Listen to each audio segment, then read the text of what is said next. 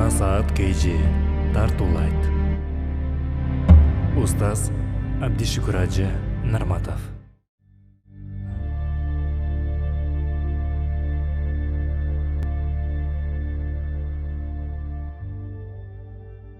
الحمد لله نحمده ونستعينه ونستغفره ونعوذ بالله من شرور أنفسنا وسيئات أعمالنا من يهده الله فلا مضل له ومن يضلل فلا هادي له وأشهد أن لا إله إلا الله وحده لا شريك له وأشهد أن سيدنا ونبينا وعظيمنا وحبيبنا محمدا رسول الله أدى الأمانة وبلغ الرسالة ونصح الأمة. Алам жаратқан Аллах Таала мақтаулар пайғамбарға дуа саламдардан кейін урматты мұсылман бір туған Аллах Табарака ва Таала кереметті Құранда Ахзаб сүресінде өзінің барлығына білгіне иман келтірген бенделеріне қайрылып мындай дейді: Я айюхаллазина амантақуллаха ва қулу қаулан садида юслих лакум аъмалакум ва яғфир лакум зунубакум ва ман юти'иллаха ва расулаху фақад фаза фаузан азима фақад фаза фаузан мубина ау фаузан азима. Я айюхаллазина амантақуллаха ва қулу қаулан садида. О Алланың барлығына білгіне иман келтірген бенделер, Алладан қорқып дайым чындық түз сөзді сөйлегілі. Ким Алладан қорқса,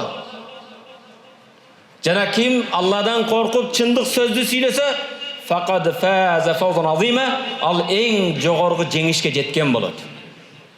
Жеңішке жету үшін Алладан қорқыш керек, чындықты сөйлеш керек. Ғибат ушағайын қылбаш керек. وَمَنْ يَعْصِ اللَّهَ وَرَسُولَهُ فَقَدْ ضَلَّ ضَلَالًا مُبِينًا. Ким Аллаға жана пайғамбарға баш ийбесе, ал ачык айқын адашқан болады. Пайғамбарыбыз саллаллаху алейхи ва саллям өзінің хадисінде: "Ла ястақим иману абдин хатта ястақима қалбу." Bir адамдың иманы бекем түз болбойт, анын жүрегі түз болмайынша, ниеті түз болмайынша. "Ва ястақиму қалбу." Анын жүрегі ниеті түз болбойт, хатта ястақима лисану. Анын тили түз болып чындықты сөйлемейінше. Вала ядхулул ражулул джанната. Bir адам бейішке кіре албайды. Ла я'ману джаруху баваиқаху. Қошнасына тыныштық бербеген адам. Сахих хадис. Адамдың ниеті жүрегі түз болбойт. Анын тили түз болмайынша, тили жүрегі түз болбойт. Урматты мұсылман бір туған, егер тили оңдол болса, қошнаға зай берсе, ушақ айын қылса, ал адам бейішке кірбейді дейді. Иманымыздың бекем болуысы үшін, имандың түз болуысы үшін, жүрегіміз, ниетіміз түз болуш керек екен. Жүрегіміз, ниетіміз түз болуш үшін, тіліміз оңдолуш керек екен. Урматты мұсылман бір туғаным, жөнекей бір қойшының сабағы сілерге сабақ болып қалсын. Иса алейхиссалам күндердің бірінде тоғларда, чөлде баратса, жөнекей бір қой қайтарып жүрген жігіт жүріптір. Иса пайғамбар жігіттің жанына келіп, балам қойдың артында қойчы болып жүргеннен көрі, илім білім алсаң болбой му? Илімдің пайдасы күшті өлі, жақшырақ өлі дейді. Қой қайтарып жүрген жігіт, я наби Аллах, о пайғамбар, Алланың пайғамбары елшісі, мен илімден 6 нәрсе алдым дедір. Ошы алтысын амал қылам дедір. 6 илім алыптым дедір. Қайсы илімді алдың десе, біріншісі, мәдәмә сұдқы мәужудан лә әкзибу әбәдан, чындық сөз тұрат екен, еш қачан қалып айтпаймын дедір. Бірінші илім ұшыл екен. Чындық бар екен, жалғанға жол болсын. Екіншісі, мәдәмә халал мәужудан лә әкулі харам әбәдан, адал тұрған кезде арамды еш қачан жебеймін, ішпеймін. Адал жол тұрған кезде арамды міне қыласын. Üçüncüsü, мәдәмә айбы мәужудан, менің өзімдің айыбым, кемчілігі бар екен, еш қачан біреудің айыбы, кемчілігімен алек болбойым дедір. Сен не періште болып қалдың ба? Сенің айыбың жоқ бұ, кемчілігің жоқ бұ. Менің өзімім, кемчілігім, айыбым бар екен, біреудің айыбымен, кемчілігімен алек болбойым. Üçüncü илім дедір. Төртінші алған илімім, мәдәмә хазайниллах мәл'ә. Allah'ın қазынасы, Allah'ın rızkı, berekesi толып taşıp жатат екен, бенденің байлығына көз артпаймын. Біреудің тыйын тыпырын алданбайым. Төртінші илім ұшыл екен. Бешінші алған илімім, шайтандың өлгенін мен ұққан жоқмын дедір. Шайтандың жаназасына қатышқан жоқмын. Же ұққаның бар, шайтан өлді деп. Шайтан өлген емес екен, мен шайтандан сақтануға әрекет қылам. Менин эң каттуу душманым шайтан. Шайтандын жолудан алыс болуп Алланын жолуга түшүүгө аракет кылам. 5-чи илимим ушул дептир. 6-чы алган илимим менин кадамым, менин бутум бейиштин астанасын аттап өтө элек. Андай боло турган болсо, бейиш үчүн аракет кылам. Дозоктон корком. Бейишке алып бара турган амалдарды кылууга аракет кылам деп Иса пайгамбарга жооп берди. Иса пайгамбар карап, сен алган илим Адам атадан баштап Мухаммад алейхиссалам эң акыркы пайгамбардын чакырган алып келген илими, ушул илимге амал кыл дептир. Урматтуу мусулман бир тууган, сен да 6 илимди алдың. Медресе окуган болбосоң да, Кур'ан Каримди жаттаган болбосоң да, же бир жогорку жерден профессор, академик деген наам алган болбосоң да, 6 илимге амал кыл. Адал турган экен, бар экен, арам жебегин. Чындык турган кезде калп сүйлөбөгүн. Өзүңдүн айыбың бар экен, бирөөдүн айыбына алек болбогун. Алланын казынасы толуп ташып турат экен, бенденин байлыгына тыйын тыпырын алданбагын. Шайтан өлгөн эмес экен, бир атаандашыңды, же досуңду, жердешиңди, кошунаңды душман эмес, шайтанга душман болгон. Астана бейиштин астанасын аттап өтө элексиңби? Бейиш үчүн амал кылгын. Aqulu qawli hada wa astaghfirullah li wa lakum. Бул сөзүмдү айтып, өзүмдүн кемчилигиме, жамааттын кемчилигине жаратканга жалбарып кечирим сураймын. Истигфар айткыла, тооба кылгыла. Истигфардын тообонун кабыл боло турган кезинде жериндесиңер. Alhamdulillahi rabbil alamin wa ashhadu an la ilaha illallah wa li salihin wa ashhadu anna sayyidana wa nabiyyina wa azimana Muhammadan rasulullah sallallahu ta'ala ala khayr khalqi Muhammad wa ala alihi wa ashabi ajma'in. Алам жараткан Аллах Таала моктолор, пайгамбарга дуа саламдардан кийин Рим императору күндөрдүн биринде халифа мусулмандардын жетекчисинен, халифасынан ишенген бир алымыңды жөнөтчү. Менин попторум менен, менин данышмандарым менен бир дискуссия кылып, муназара, тартыш талаш кылсынчы. Мен көрөйүн, акыйкат кайсы тарапта экенин билейин дейт. Мусулмандардын падышасы Абу Бакр ал-Бақилани, Бақилани деген жерден Абу Бакр деген илимдүү адамды жөнөтөт. Бул алымдардын арасында эң зирек эди, эң кыйын эди, данышман эди, акылдуу эди. Өзүнүн жашаган заманындагы эң зирек, эң зээндүү, эң данышман адам эди. Рим императору Абу Бакр Бақиланинин келе жатканын билди да, Абу Бакр Бақилани Аллах табарaka ва таала бир гана илим билимде, акылда бербестен, бойда да берген, бойда 1.80-ден жогору экен. 1.90га жакын экен бою. Келбети келишкен алым экен. Өзүнүн кабыл ала турган бөлмөсүгө келген кезде башка эшиктерди бекитип, Абу Бакр Бақилани кире турган эшикти буйрук берет экен да, 1,5 метрдей кылып кыска кылып коет экен.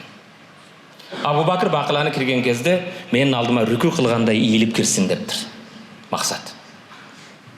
Башка эшиктерди бекиткен, бир эшикти. Анын жанында отурган бар поптору өзүнүн чиркөөдөгү ибадаттагы баягы христиан дининдеги эң ишенгендер отуруптур.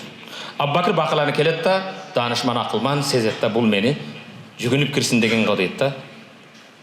Артты карап туруп, артын падышка өткөрүп келет. Сага ушул татыктуу деп.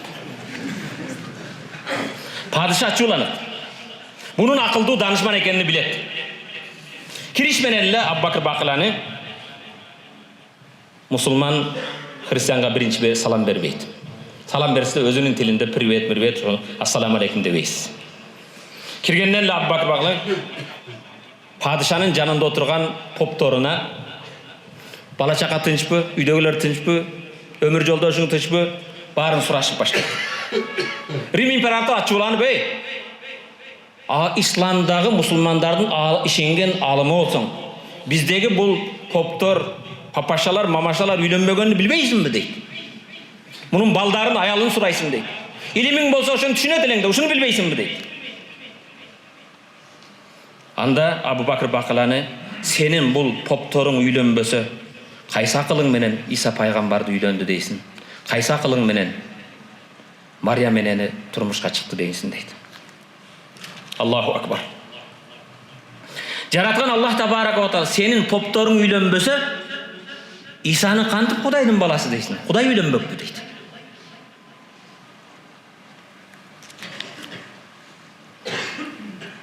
Кейін ачууланып буну отургузайын дейт да. Айша эне жөнүндө эмне дейсиң дейт. Айша энебизге пайгамбардын өмүр жолдошу, Айша энебизге курдомот болгон. Bir сапарда 200'lüler münafıklar пайғамбарды ызалантуу үчүн Айша энебизди башка бирөө менен болуп калды деген курдомат болгон. Абу Бакыр Бакыла мындай дейт: "Ама валлахи, анна Айша тазавважат." Аллага античе мен билем, Айша пайгамбарга турмушка чыккан. Мариям энебиз турмушка чыккан эмес. Бирок Мариям төрөгөн. Айша энебиз турмушка чыкса да төрөгөн эмес дейт. Бирок экөөсүн тең Аллах Таала кереметтүү Кур'анда булар зынадан, жаман жолдон таза деп Аллах 7 кабат асмандын үстүнөн бул аялдардын тазалыгын эскерген дейт. Анда тазалыкка чыныгы сенин логикаңа караса Айша эне татыктуубу же Мариямбы дейт. Айша энебиз бир канча жыл пайгамбар менен жашаган менен төрөгөн эмес дейт. Мариям энебиз Иса пайгамбардын энеси. Турмушка чыкпастан төрөгөн. Бул Алланын кудурети дейт. Сен бул маселеде мени отургуза албайсың дейт. Фажаннал джунун. Ачуу келип ачууланды. Кийин бул сурооду: "Хал набийюкум ягзу?" Пайгамбар газатка чыкканбы? Кала наам. Ооба, пайгамбар газатка чыккан деди. Пайгамбар газатка чыккан кезде аскерлердин артында же алдында салгылаша беле? Алдында салгылашат эле. Рим императору айтты: "Пайгамбар дайым жеңишке жетет эле." О, жеңишке жетет эле. Бирок жеңилгенби? Жеңилүү ызасын чек. Ооба, жеңилген деди. Анда Рим императору: "Кантип пайгамбар, Алланын сүйгөн пайгамбары дейсиңер да пайгамбар жеңилеби?" дейт. Анда Рим императору мында карап айтат: "Силер Иса пайгамбарды Кудай дейсиңер да Кудайды асылган дейсиңер го" дейт. Кудайды бирөө асып коймокпу дейт. Буга эмне дейсиң дейт. Фабухиталлази кафар. Кафир ошол жерде сөз таппай эч нерсеге жарабайт. Силер мусулмандар өтө кыйынбыз дейсиңер, акылдуумун дейсиңер. Христиандарга үйлөнөсүңөр. Яһудилерге үйлөнөсүңөр. Бирок мусулмандар христиандарга, яһудилерге кыздарыңарды бербейсиңер го дейт. Абу Бакыр Бакыланы: "Биз христиандардан үйлөнөбүз, себеп Иса пайгамбардын хак пайгамбар экенине ишенебиз. Яһудилерге да үйлөнөбүз, себеп биз Муса пайгамбардын ак пайгамбарына иман келтиребиз. Сен да Мухаммад алейхиссаламдын акыркы пайгамбарлыгына иман келтиргин, сага да кыз беребиз" дейт. Насалка я Рабб, ла тадана фи хазал йомул азим заман илла гафарт. Жараткан Аллахым өзүңдөн жалбарып сурадым, ушул ыйык жума күнүндө бир да күнөө калбастан бардыгыбыздын күнөөлөрүбүздү кечиргин. Кайгы капаларыбызды жоюп жок кылгын, айыптарыбызды жашыргын. Аллахым иман жолун, ислам жолун, мечит жолун билбестен адашып жүргөн күнөөкөр бенделерге хидаят бергин. Аллахым иман менен өтүп кеткен момун мусулмандардын катарында алахан жай бата кылган бизден дуа үмүт кылып өтүп кеткен маркумдарды өз рахматыңа алгын. Раббым Аллах, пайгамбарым Мухаммад диним ислам деген үчүн жапа чегип, зулум көрүп жаткан мазлумдарга жер бетинде өзүң жардам бергин. Аллахым диниңе, Кураныңа, пайгамбардын сүннөтүнө күч кубат бергин. Аллахым иманга, Куранга, пайгамбардын сүннөтүнө кызмат кылган инсандарга да Аллахым өзүңө ийгилик бергин, күч кубат бергин. Жараткан Аллахым өзүңдөн жалбарып суранарым, өткөн күнөөлөрүбүздү кечиргин, келечек күнөөлөрдөн бизди сактагын. Өлүм келбестен мурда баарыбызга тооба кыл насип эткин. Өлүм келген кезде ашхаду ан ла илаха иллаллах ва ашхаду анна Мухаммадан расулуллах деп иман менен жан берүүнү баарыбызга насип эткин. Өлүмдөн кийин пайгамбардын шафаатын насип кылып, Жаннатул Фирдауста ушул жамаатта кандай бирге болгон болсок, бейиште бирге болуу насип эткин. Жараткан Аллахым өзүңдөн жалбарып сурарым, ушул ыйык минбарда өзүм үчүн арзыбаган байлык, бийлик, мансап сурабаймын. Аллахым элиме иман бергин. Аллахым элиме иман бергин. Аллахым элиме бекем иман бергин. Имандын берекеси менен элиме биримдик берген. Элибизди, жерибизди асмандан, жерден келген апаттардан, жаман кырсыктардан, жаман сөздөрдөн, көрө албагандардын көзүдөн, тышкы жана ички душмандардан өзүң сактагын я Раббал аламин. Ва саллаллаху тааля ала хайр халқи Мухаммади ва ала алихи ва сахбиhi ajma'in. Амин bi rahmatika ya arhamar rahimin. Wa aqimus salah.